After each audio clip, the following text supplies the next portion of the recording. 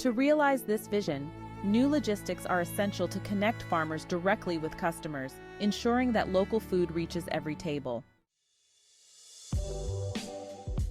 The modern food system has created a disconnect. We've grown accustomed to grocery stores stocked with produce from far-off lands, oblivious to the journey our food undertakes. This reliance on global supply chains, while seemingly convenient, comes at a cost. Long-distance transportation contributes to greenhouse gas emissions. Our food loses valuable nutrients during transit, and we become increasingly vulnerable to disruptions in the global marketplace. The Ozarks offers a refreshing alternative. By fostering local food systems, we shorten the distance our food travels, from farm to table. This means fresher, more nutritious produce for consumers.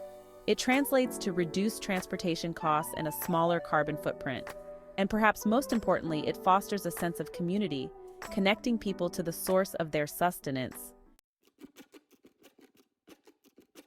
The benefits of local food systems extend far beyond the dinner table.